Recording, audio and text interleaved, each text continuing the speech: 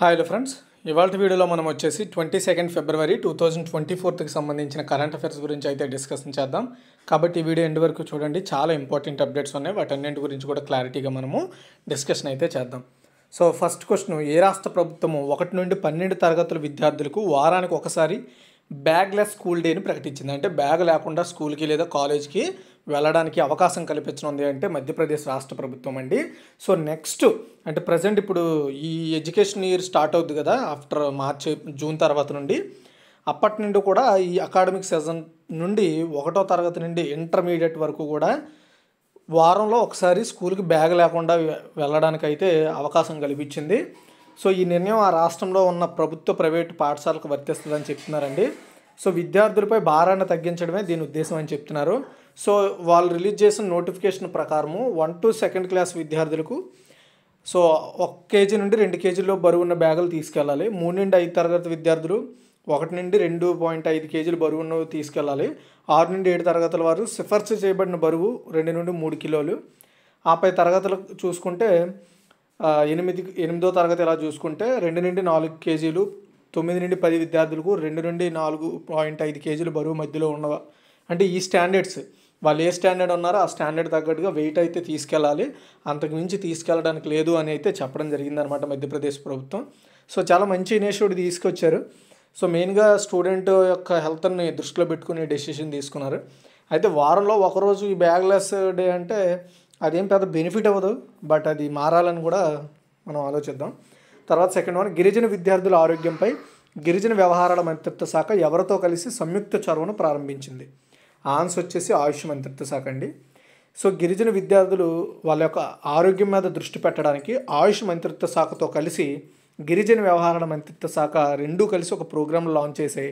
So ఈ programme ద్వారా treatment ఇవ్వడము అండ్ హెల్త్ టెస్టులు చేయడము, హెల్త్ని మెయింటైన్ చేయడము, వీళ్ళిద్దరూ కలిసి పనిచేస్తారనమాట. ఇది ఎవరికి ప్రత్యేక ట్రైబల్ స్టూడెంట్స్కి.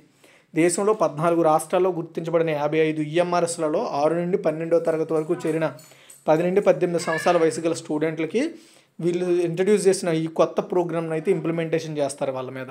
తర్వాత 3, bank of India part time non official డైరెక్టర్గా ఎవరు నియమితులయ్యారు? ఆన్సర్ వచ్చేసి ఎంఆర్ కుమార్ అండి. ఎల్ఐసికి మాజీ chairman MR Kumar bank of ఇండియాలో పార్ట్ టైం నాన్ అఫీషియల్ డైరెక్టర్గా అండ్ నాన్ ఎగ్జిక్యూటివ్ చైర్మన్గా అపాయింట్ అయ్యారండి.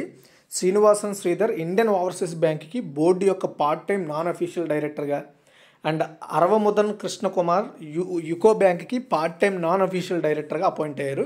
ఈ 3 అపాయింట్మెంట్స్ గుర్తుపెట్టుకోండి, bank of India and Indian overseas bank, UCO bank.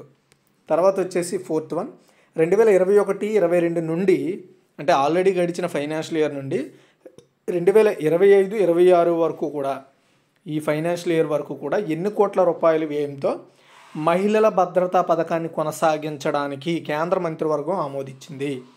So మహిళల భద్రతకంటూ పర్టికులర్గా ఒక స్కీమ్ పేరు లేదు, కానీ మహిళల సెక్యూరిటీని పెంచడానికి కోసం, వాళ్ళకి భద్రత ఇవ్వడం కోసం కొంత నిధులను కేటాయిస్తారనమాట. అదే పథకం అంతే. ఆన్సర్ వచ్చేసి 1179.72 కోట్లను కేటాయించడం జరిగిందండి. సో ఇది ప్రత్యేకంగా చూసుకుంటే మహిళల మీద జరుగుతున్న ఏవైతే నేరాలు ఉన్నాయో వాటిని అరికట్టడం కోసం ఈ ఫండ్ వాడతారండి.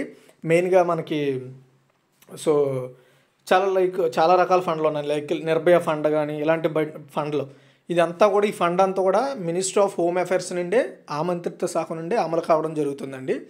అయితే నేషనల్ క్రైమ్ రికార్డ్స్ బ్యూరో ప్రకారం చూసుకుంటే 2022లో భారతదేశం అంతటా మహిళలపై నేరాలకు సంబంధించి మొత్తం 4,45,256 కేసులు నమోదయ్యాయి.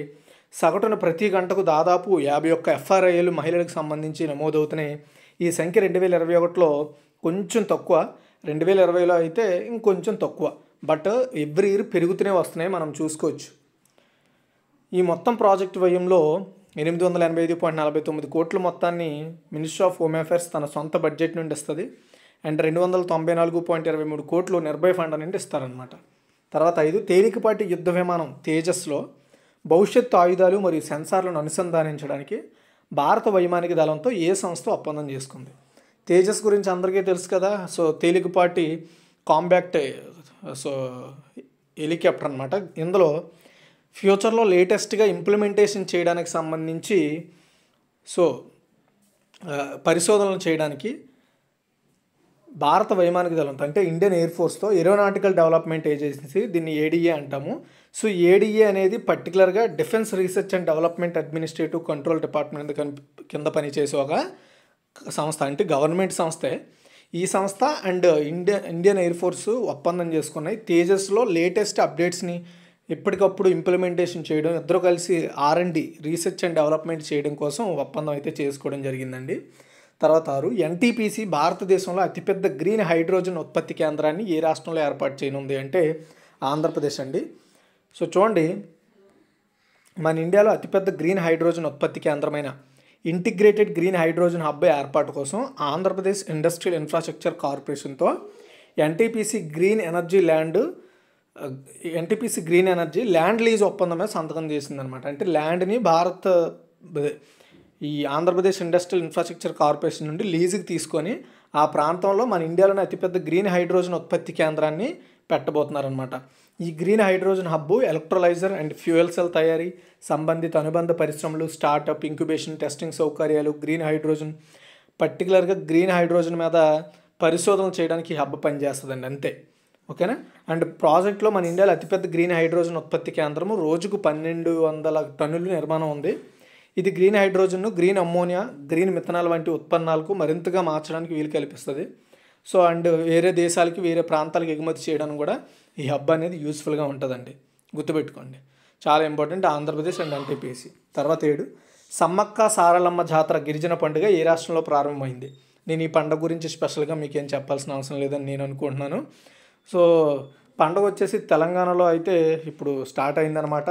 ములుగు జిల్లా మేడారంలో ఇది ప్రపంచంలోనే అతిపెద్ద గిరిజన పండుగ అండి. 4 రోజుల పాటు జరుగుతుంది. దీనికి లక్షలాది మంది భక్తులు అయితే దీనికి అటెండ్ అవుతారు. అండ్ ఫిబ్రవరి 23న ఈ యొక్క పండగకి రాష్ట్రపతి ద్రౌపది ముర్ము గారు కూడా అటెండ్ అవుతారని చెప్తున్నారు. మెయిన్గా ఈ పండగకి మధ్యప్రదేశ్, ఛత్తీస్గఢ్, ఒడిశా, మహారాష్ట్ర, కర్ణాటక, జార్ఖండ్లో కొన్ని గిరిజన తెగలు ఈ పండుగలో పార్టిసిపేట్ చేస్తాయండి.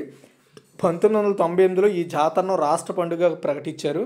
సో అయితే దీన్ని నేషనల్ ఫెస్టివల్గా కూడా ఐడెంటిఫై చేయాలి, దీనికి ఒక జాతీయ గుర్తింపు ఇవ్వాలని ఎప్పటి నుండో ట్రై చేస్తుంది స్టేట్ గవర్నమెంట్. చూడాలి మరి ఏం చేస్తారు.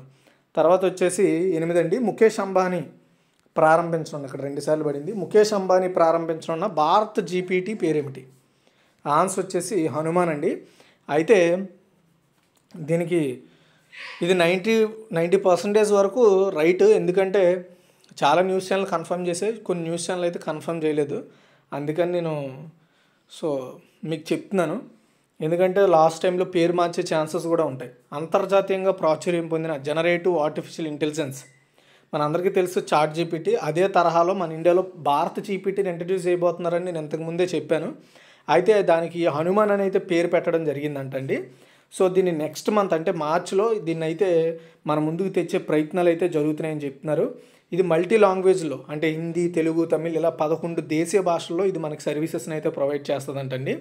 ఈ మల్టీ మోడల్ AI మెయిన్గా యూజర్లకు text to speech, text to video and speech to text ఇలా చాలా ఫెసిలిటీస్ AIలో ఉన్నాయని చెప్తున్నారండి. మెయిన్గా దీన్ని health care, governance, financial services and educational related విషయాల్లో ఉపయోగించడానికి దీన్ని మెయిన్గా డెవలప్ చేస్తున్నారంటండి. దీనికోసం IIT బాంబేతో కలిపి మొత్తం 8 IITలు దీనికోసం రీసెర్చ్ చేస్తున్నాయి. చాలా ప్రైవేట్ సంస్థలు కూడా దీనికోసం పనిచేస్తున్నాయి రిలయన్స్ ఇండస్ట్రీస్తో కలిసి. నెక్స్ట్ 9 క్లైమేట్ ఫైనాన్స్ ఫెసిలిటీ కోసం గోవా రాష్ట్ర ప్రభుత్వం ఎవరితో చేతులు కలిపింది? ఆన్సర్ వచ్చేసి ప్రపంచ బ్యాంక్ అండి. Goa state government and world bank కలిసి బ్లెండెడ్ ఫైనాన్స్ సౌకర్యాన్ని ఏర్పాటు చేస్తున్నారు. ఈ సౌకర్యం ఎందుకు ఉపయోగపడుతుందంటే మెయిన్గా గోవా ప్రాంతాల్లో వాతావరణం కేంద్రీకృతం, బహుళ రంగాల చొరవ, అంటే వాతావరణాన్ని సమీక్షించడానికి, సో వాతావరణ స్థితిగతులను ఎప్పటికప్పుడు తెలుసుకోవడానికి, మెరుగుపరచడానికి ఈ వీళ్ళు కలిసి పనిచేస్తారండి. ఇది గోవాలో తక్కువ కార్బన్, వాతావరణ అనుకూల కార్యక్రమాలకు ఫైనాన్షియల్ సపోర్ట్ ఇస్తుంది. అంటే ఫర్ ఎగ్జాంపుల్ పొల్యూషన్ తగ్గించడానికి EV వెహికల్స్ని అంటే ఎలక్ట్రిక్ వెహికల్స్ని వాటిని వాడటానికి కావాల్సిన ఫెసిలిటీస్ని ఏర్పాటు చేయడంలో ప్రపంచ బ్యాంకు గోవాకి హెల్ప్ చేస్తుందండి, అంతే. సో అంతేకాదు గోవా గవర్నమెంట్ పర్టికులర్గా గోవాలో టూరిజంని హైలైట్ చేయడానికి మేక్ మై ట్రిప్తో ఒక ఒప్పందం కూడా చేసుకుందండి. అండ్ ఇంకొక విషయం, పాకిస్తాన్కి సంబంధించి కొత్త ప్రధాని మీద ఆల్రెడీ న్యూస్లో ఇతనే ప్రధానిగా అని చెప్తున్నారు, కానీ అది అఫీషియల్గా అయితే కాదండి. అక్కడ కొంతమంది అధికారులు కూడా కాదు, అక్కడ ఉండే పొలిటికల్ లీడర్స్ అతనే ప్రధాని అని అయితే చెప్పడం జరిగిందని వార్తలు వస్తున్నాయి. నేను అఫీషియల్గా వచ్చినప్పుడే నేను దాని గురించి చేద్దామని, ఇప్పుడైతే నేను దాని గురించి క్వశ్చన్ పెట్టాల. నెక్స్ట్, ఏ సంస్థ గూగుల్ ప్లే స్టోర్కి పోటీగా ఇండస్ యాప్ స్టోర్ని ప్రారంభించిందంటే ఫోన్పే అండి. సో ఫోన్పే అనేది గుర్తుపెట్టుకుంటే మీకు ఇండస్ యాప్ స్టోర్ అనేది ఈజీగా ఐడెంటిఫై చేసుకోవచ్చు. సో మన అందరికీ తెలుసు, మన ఇండియాలోనే మనం ఎక్కువగా వాడే మనీ ట్రాన్సాక్షన్ చేసే యాప్స్లో, యూపీఐ ట్రాన్సాక్షన్ చేసే యాప్స్లో ఫోన్పే నెంబర్ 1లో ఉంటుంది. సో ఈ ఫోన్పే ఏం చేసిందంటే పర్టికులర్గా ఒక యాప్ స్టోర్ లాంచ్ చేసిందనమాట గూగుల్ ప్లే స్టోర్కి పోటీగా. సో పోటీ అని ఎందుకు అంటున్నామంటే రెండు ఒకే రంగానికి సంబంధించినవి కాబట్టి. యాప్ స్టోర్ అనమాట, ఇది ఇండస్ యాప్ స్టోర్ అనమాట దీని పేరు. ఇందులో దగ్గరగా 4 లక్షల యాప్స్ ఉన్నాయంట. ఇది 12 భారతీయ భాషల్లో ఏ భాషలో మనం సెర్చ్ చేసినా మనకి ఆ యాప్ అయితే చూపిస్తుందంట. సో ఇది ఒక విధంగా చెప్పాలంటే మన భారతదేశంగా అభివృద్ధి చేసుకునే యాప్ స్టోర్ అనే చెప్పొచ్చు. సో యాప్ ఇంటెలిజెన్స్ సంస్థ data.ai ప్రకారం మన ఇండియన్స్ 2023లో మొబైల్ యాప్ల కోసం దాదాపు 1.19 ట్రిలియన్ అవర్స్ గడిపారట ఆన్లైన్లో. అండ్ ఇది 2021లో 954 బిలియన్ గంటలు అని చెప్పొచ్చు. ఎంత దారుణంగా ఉందంటే మంచిదే, ఒక విధంగా దాన్ని మంచిగా వాడుకుంటే మంచిదే. సో యాప్ స్టోర్లో చాలా ఉపయోగపడే యాప్స్ ఉంటాయి, వాటి కోసం టైం కన్జ్యూమ్ చేయడంలో తప్పేం లేదు, అనవసరమైన వాటికి చేయడం తప్పు. నెక్స్ట్ 4వ ఖేలో ఇండియా వింటర్ గేమ్స్ ఎక్కడ నిర్వహిస్తున్నారంటే ఆన్సర్ వచ్చేసి గుల్మార్గ్ అండి. జమ్మూ కాశ్మీర్ లెఫ్టినెంట్ గవర్నర్ మనోజ్ సిన్హా గుల్మార్గ్లోని ఖేలో ఇండియా వింటర్ గేమ్స్ 4వ ఎడిషన్ని లాంచ్ చేశారండి. ఇందులోని క్రీడల సహాయ మంత్రి విసిత్ ప్రమాణిక్ కూడా పార్టిసిపేట్ చేశారు. ఇక్కడ మనకేంటంటే గుర్తుపెట్టుకోవాల్సిన విషయాలు చూడండి, ఎవరు ప్రారంభించారు అనేది చాలా ఇంపార్టెంట్. సో ఇక్కడ మనకి మనోజ్ సిన్హాతో పాటు కేంద్ర యువజన వ్యవహారాలు క్రీడల శాఖ సహాయ మంత్రి నిశిత్ ప్రమాణిక్ కూడా ఉన్నారండి, గుర్తుపెట్టుకోండి. ఈ క్రీడా పోటీల్లో 20 రాష్ట్రాల నుంచి 1000 మంది క్రీడాకారులు పార్టిసిపేట్ చేస్తున్నారంట ఈ వింటర్ గేమ్స్కి. నెక్స్ట్ 13 ప్రపంచ ఆలోచన దినోత్సవాన్ని ఎప్పుడు జరుపుకుంటారంటే ఫిబ్రవరి 22 అండి. సో మెయిన్గా మహిళలతో స్నేహం, సోదరితత్వం, సాధికారత జరుపుకోవడం కోసం ఫిబ్రవరి 22న ప్రపంచ ఆలోచన దినోత్సవాన్ని జరుపుకుంటారండి. పర్టికులర్గా ఏంటంటే ఈరోజు మన సామూహిక బాధ్యత గుర్తు చేస్తుంది. సామూహిక బాధ్యత అంటే అందరికీ సమాన హక్కులు ఉన్నాయి, లైక్ మహిళలకి, మిగతా వ్యక్తులకి, సో థర్డ్ జెండర్కి అందరికీ సమాన హక్కులు ఉన్నాయి, మనం అంతా ఒకటే అని తెలియజేస్తున్నారనమాట. సో ఆ విధంగా ఆలోచింపజేసేలా, అందరూ ఒకటే అని ఆలోచింపజేసేలా ఈ డేని అయితే సెలబ్రేట్ చేస్తున్నారు. అయితే ఈ సంవత్సరంకి ఒక థీమ్ ఉంది, మన ప్రపంచం మన అభివృద్ధి చెందుతున్న భవిష్యత్తు, అవర్ వరల్డ్ అవర్ థ్రివింగ్ ఫ్యూచర్ అనే థీమ్తో సెలబ్రేట్ చేస్తున్నారండి. సో ఇది ఓవరాల్గా ఈరోజు టోటల్ కరెంట్ అఫైర్స్ మీకు అర్థమయ్యాయి అనుకుంటున్నాను. సో ఒకసారి క్విక్ రివ్యూ చూద్దాం. ఏ రాష్ట్ర ప్రభుత్వం 1 నుండి 12 తరగతుల విద్యార్థులకు వారానికి ఒకసారి బ్యాగ్లెస్ డే ప్రకటించిందంటే మధ్యప్రదేశ్. గిరిజన విద్యార్థుల ఆరోగ్యంపై గిరిజన వ్యవహారాల మంత్రిత్వ శాఖ ఎవరితో కలిసి సంయుక్త చొరవ ప్రారంభించిందంటే ఆయుష్ మంత్రిత్వ శాఖ. Bank of India part time non official డైరెక్టర్గా ఎవరు అపాయింట్ అయ్యారంటే ఎంఆర్ కుమార్. 2021 నుండి 2022 నుండి 2025-26 వరకు ఎన్ని కోట్ల రూపాయల వ్యయంతో మహిళల భద్రత పథకాన్ని కొనసాగించడానికి కేంద్ర మంత్రివర్గం ఆమోదించిందంటే 1179.72 కోట్లు.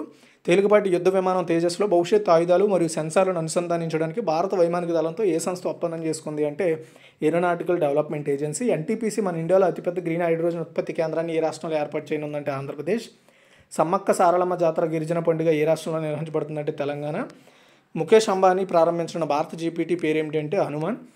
క్లైమేట్ ఫైనాన్స్ ఫెసిలిటీ కోసం గోవా రాష్ట్ర ప్రభుత్వం ఎవరితో చేతులు కలిపిందంటే ప్రపంచ బ్యాంకు. ఏ సంస్థ గూగుల్ ప్లే స్టోర్కి పోటీగా ఇండస్ యాప్ స్టోర్ని ప్రారంభించిందంటే ఫోన్పే. 4వ ఖేలో ఇండియా వింటర్ గేమ్స్ ఎక్కడ నిర్వహిస్తున్నారంటే గుల్మార్గ్. ప్రపంచ ఆలోచన దినోత్సవాన్ని ఎప్పుడు జరుపుకుంటారంటే ఫిబ్రవరి 22. Thanks for watching. ఈ వీడియో చూసినందుకు షేర్ చేయండి, లైక్ చేయండి. మరిన్ని అప్డేట్స్ కోసం మన ఛానల్ ఫాలో అవుతూ ఉండండి.